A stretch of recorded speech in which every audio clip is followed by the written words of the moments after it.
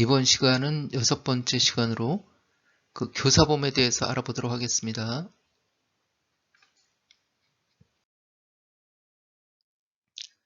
교사라는 말은 다 들어보셨을 거예요. 교사라는 것은 국어사전을 보면은 다른 사람에게 나쁜 일을 하도록 꾀거나 부추긴다.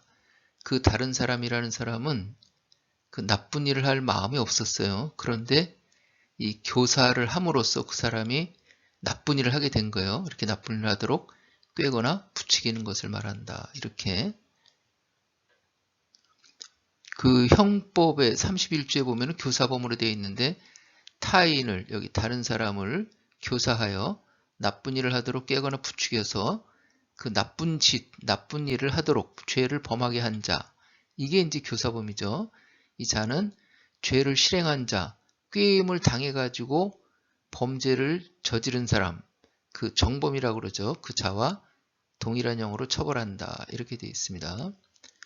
2항과 3항은 교사범에 이러한 조항이 있구나 하고 한번 읽어보는 걸로 이렇게 넘어가도록 하겠습니다. 교사를 받은 자가 정범이 범죄 실행을 승낙하고 실행의 착수에 이르지 아니한 때에는 교사자와 피교사자를 승낙하고 실행에 착수하지 않았으니까 교사자와 피교사자를 음모 또는 예비에 준하여 처벌한다. 이렇게 되어 있고요.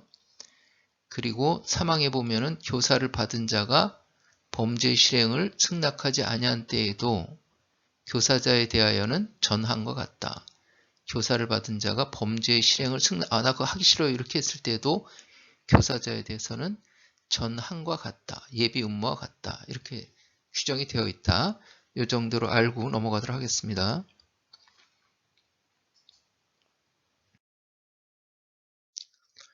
교사범 범죄 사실은 어떤 식으로 작성하냐면은 피의자는 이게 교사범이죠. 그 죄를 저지르도록 시킨 사람.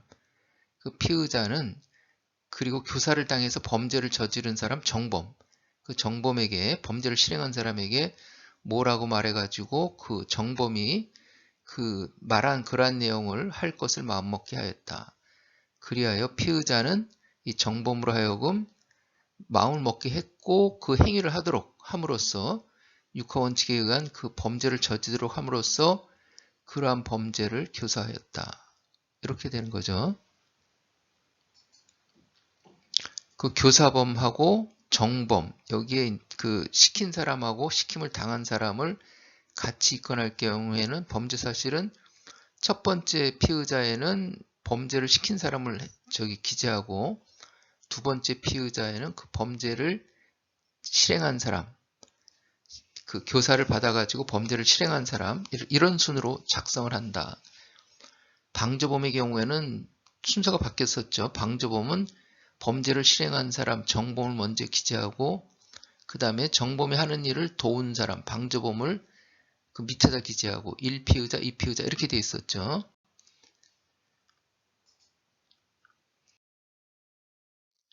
그러면은 교사범에 관한 판례를 보도록 하겠습니다. 91도 542 판결 이래가지고 피교사자가 정범이죠. 피교사자가 이미 범죄의 결의를 가지고 있을 때에도 그러니까는 교사범이 시키지 않아도 그 교사를 당한 사람 정범도 이미 그러한 범죄를 저지르려고 마음먹고 있었어요. 그러면은 교사범이 그 교사하는 사람이 시켰다고 하더라도 이미 이 사람은 시키기 전에 그러한 범죄를 저지를 것을 마음먹고 있었으니까는 그 시킨 게 소용이 없게 되는 거죠. 시킨 게 소용이 없게 됐. 그 교사범이 성립할 수 있는지 여부는 소극이다. 소극. 적극은 인정이 되는 거고 소극은 인정이 되지 않는 그런 취지예요. 그렇게 됐다는 거. 그 다음에 교사의 수단, 방법과 범행의 특정 정도는 어떻게 되는지 보도록 하겠습니다.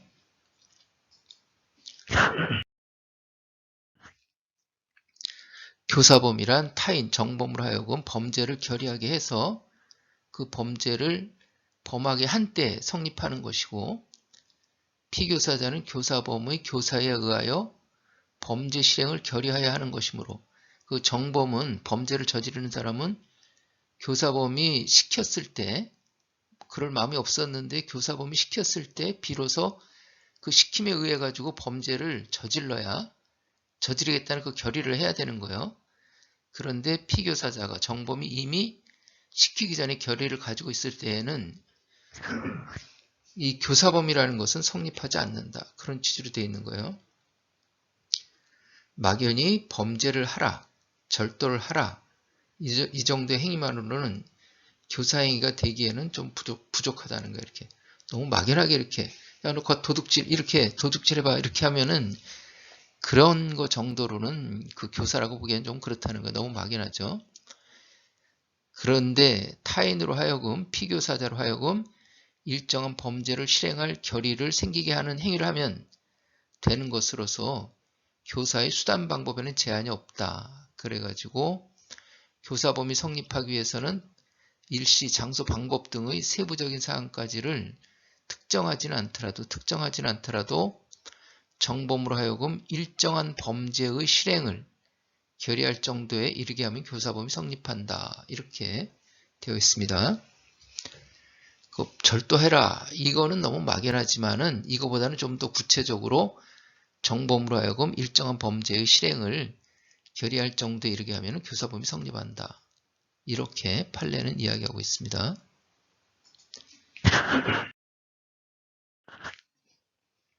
그러면은 그 판결문을 보도록 하겠습니다. 판결문. 그 교사범, 정범에 관한 판결문입니다.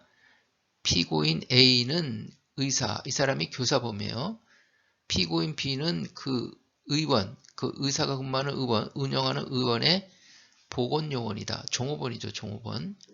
그리고 저 간호조무사도 나오는데 그 유형이 같으므로 유형이 비슷한 저거니까 우리는 이 두 명에 대해서만 보도록 하겠습니다. 상하 관계에 있는 사이예요. 주로 교사는 범죄를 저지르도록 시키는 거잖아요. 그러니까 시킨다 하는 걸 보면은 상하 관계, 지휘하고 복종하는 관계, 그런 지휘 감독 관계, 거기에 이제 소속해 있는 사람, 그러한 상하 관계에 있는 사이에서 주로 발생하겠죠.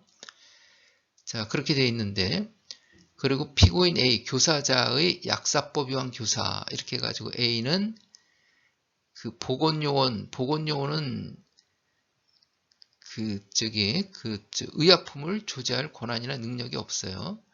그런데 그 의사가 그 보건요원에게 의약품 조제를 시킨 거예요. 이거 범죄인데 그 보건요원은 의약품을 조제할 그런 마음이 없었는데 의사가 시키는 바람에 한 거예요. 그래가지고 할 수 없이 의약품 제조를 교사했으니까는 그 보건요원은 약사법 위반을 하게 된 거죠. 피고인 B는 보건요원은 이렇게 시켰고 의사는 이렇게 보건요원한테 시켰고 보건요원은 일시장소 방법 이렇게 해가지고 그 의사의 지시를 받고 교사자의 지시를 받고 범죄 행위를 하게 된 거죠. 이렇게 범죄를 저지르게 된 거예요. 이러한 식으로 그 1피의자에 대해서는 교사범, 죄명은 교사입니다. 약사법 위반 교사, 약사법 위반 방조.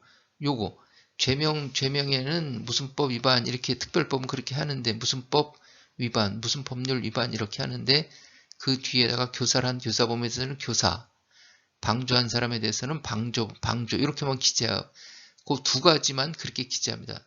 뭐 공동정범 뭐 이런 거는 기재하지 않아요. 간접정범 이런 거는 기재하지 않아요. 위반 공동정범 뭐 이렇게 기재하지는 않습니다. 교사, 방조 요거만 기재하는 거예요. 그렇다는 걸 말씀드리고 또 보도록 하겠습니다. 여기도 보면은 피고인 B는 요번에 피고인 B가 교사자고 뭐 E라는 사업장의 대표이고 피고인 A는 이 사업장의 종업원이다. 이렇게 누구든지 가짜 석유 제품을 제조, 수입 이렇게 해서는 아니 된다.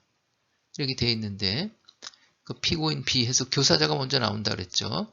정범이 뒤에 나오는 거고 이렇게 되어 있는데 교사 내용은 뭐냐면은 피고인은 정범은 마음먹고 이윤을 남기기로 마음먹고 종업원에게 전화해가지고 그 혼합해서 가짜 석유를 제조 판매라 이렇게 지시를 했어요. 그러니까 A는 또 저 사장이 그렇게 지시하니까 저 듣지 않을 수가 없어가지고 A로 하여금 이렇게 마음먹게 했어요. 그리고 이 A는 저 피교사자, 교사를 당한 사람은 처음에는 가짜 서기를 제조해서 판매한다 이런 마음이 없었는데 지시를 받아가지고 이렇게 A는 마음을 먹게 된 거예요. 가짜 서기를 제조 판매하기로 마음 먹고 그래가지고 그 종업원은 육하 원칙에 의해서 판매한 거예요. 그래가지고 이렇게 저 대표자는 교사자는 이렇게 해가지고 교사했다 이런 식으로 이제 정리가 되는 거죠. 그리고 이제 그 종업원 그 피교사자는 어떻게 됐냐면은 피교사자는 교사자의 교사에 따라 가지고 육하 원칙에 의해 가지고 이렇게 그 교사된 정범의 행위를 하였다. 이런 식으로 기재가 되는 거죠. 이렇게 범죄 사실이 똑같이 여기가 기재가 되겠죠. 그런데 여기 교사자의 범죄 사실에는 피교사자가 이러한 그 범죄를 저지르도록 교사했다. 이렇게 나오는 거고 그 정범, 교사당한 사람은 그 교사자의 교사에 따라서 이렇게 범죄를 저지르게 되었다. 이런 식으로 이제 기재가 되는 것이다. 이렇게 말씀을 드리고요. 그리고 동물보호법 위반입니다. 이렇게 해서 누구든지 뭐 해서는 아니 된다, 해야 된다. 이렇게 나와 있는데 여기에서는 이제 교사자의 범죄 사실만 기재가 되어 있습니다. 피교사자도 처벌을 받았겠죠. 여기 피교사자 B는 개의 목을 나무에 매다놓은 칼로 개의 목을 찔러 죽이는 토치로 이렇게 해가지고 동물보호법 위반 행위를 했어요. 그래서 이 사람도 처벌을 받았겠죠. 그런데 여기에 보면 고정으로 되어 있잖아요. 고정. 이 사람들 교사한 사람하고 교사당한 사람은 이 고정이라는 법원번호 이전에 고약이라고 그래가지고 벌금을 내라는 약식명령을 받았습니다. 그래서 교사자는 그 약식명령에 벌금을 내라는 거기에 불복해가지고 정식재판을 청구한 거고 그 다음에 교사당한 사람은 약식명령에 그대로 따라가지고 벌금을 내고 말았기 때문에 정식재판 청구를 하지 않았기 때문에 이 판결문에서는 그 교사당한 사람은 피교사자는 형이 확정됐으니까 약식명령으로 형이 확정됐으니까는 이 판결문에는 피고인으로 안 돼 있는 거죠. 이미 다 끝났으니까 정식재판 청구한 교사자에 대해서만 이렇게 나와 있는 거예요. 그 교사 내용은 어떤 거냐면은 그 교사자는 일시 장소에서 전화했습니다. 어느 장소에 전화했는지는 뭐 확인이 안 돼가지고 그 피교사자에게 전화해서 내 개를 도살해달라 의뢰하고 이렇게 이거는 이제 상하관계에서 시킨 건 아니에요. 교사라는 게 꼭 상하관계에서만 이루어지는 건 아니고 이렇게 동등한 관계에서도 의뢰하고 이렇게 해가지고 비로소 그 피교사자 교사당한 사람은 이렇게 피고인 그 교사자의 의뢰를 받고 그래 걔를 도살하겠다 그런 마음을 먹게 된 거죠. 그래가지고 그 피교사자가 이제 걔 이렇게 해가지고 범죄 사실을 저지르게 됐어요. 이로써 그 교사자 피고인은 피교사자로 하여금 동물에 대하여 잔인한 방법으로 죽음에 이르게 하는 행위를 하도록 교사했다. 이런 식으로 정리를 했습니다. 폐기물관리법 위반 교사도 있네요. 폐기물관리법 위반 교사. 이것도 마찬가지로 고정으로 되어 있죠. 앞에 사건하고 똑같아요. 그 교사범은 정식재판 청구를 하고 피교사자, 그 정범은 정식재판 청구를 하지 않은 거예요. 그 피고인은 그 교사범은 B에게 해가지고 그 여기 2번 범죄 사실이 이 폐기물관리법 위반 교사 이렇게 되어 있는데 이 앞에 보면은 이 두 사람 간의 관계가 나와 있겠죠. 피고인은 여기서 대표자이고 사업장 대표자이고 그 다음에 B는 그 지시하여 이렇게 했으니까 종업원이 되겠죠.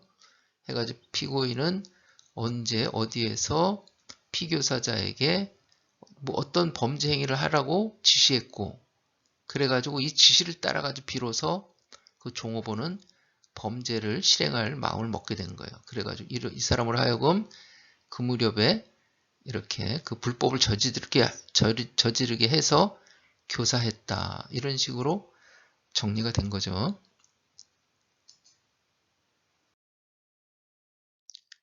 그리고 개발 제한 구역의 지정 및 관리에 관한 특별조치법 위반의 교사 점. 죄명이 아니에요. 죄명이 아니에요. 이거는 그냥 이 범죄 사실에 제목을 쓴 거예요. 죄명은 의자가 빠지고 교사가 이렇게 붙여야 되겠죠. 죄명은 띄어쓰지 않는다. 이렇게 했으니까 그 피고인 교사자하고 교사를 당한 사람하고 어떤 관계인지는 이 앞에 범죄 사실에도 나와 있지는 않습니다. 그냥 판결문의 내용은 이렇게만 돼 있어요. 그럼에도 불구하고 교사자는 C에게 관할관청의 허가를 받지 아니하고 여기 야적장으로 사용할 것을 지시하고 부분을 지시했다는 거 보니까는 둘 사람의 관계는 나와 있지 않지만 범죄 사실을 쓸 때는 이 피고인은 뭐 하는 사람이고 C는 뭐 하는 사람이고 이 앞에도 좀 써주면 좋겠죠. 그래야 쉽게 이해할 수 있으니까 지시했고 그에 따라 C는 쌓아두었다. 범죄 행위를 저질렀다. 야적장으로 이렇게 해가지고 이로써 범죄에 이제 정리해 주는 거죠. 피고인은 C로 하여금 하도록 교사하였다. 이런 식으로 해서 이런 식으로 이제 정리를 했습니다.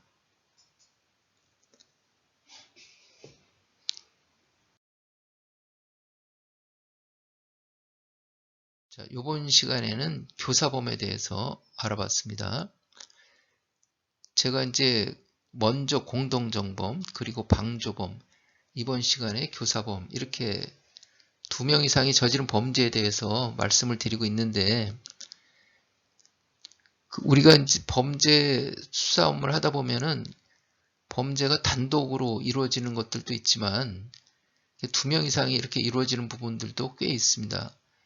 그런데 특별사법경찰 수사관님들이 수사하시면서 2명 이상의 이루어지는 범죄에 대해서는 좀 낯설어하는 그런 부분들이 있어요.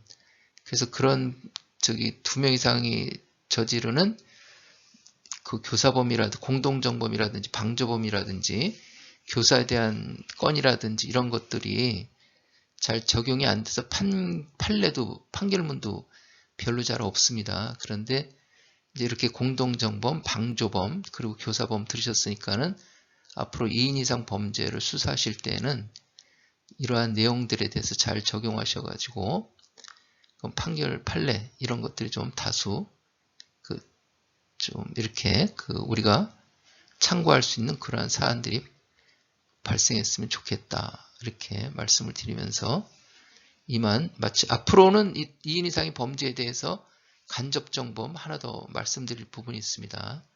자, 그럼 이번 시간은 이것으로 마치도록 하겠습니다. 수고하셨습니다. 감사합니다.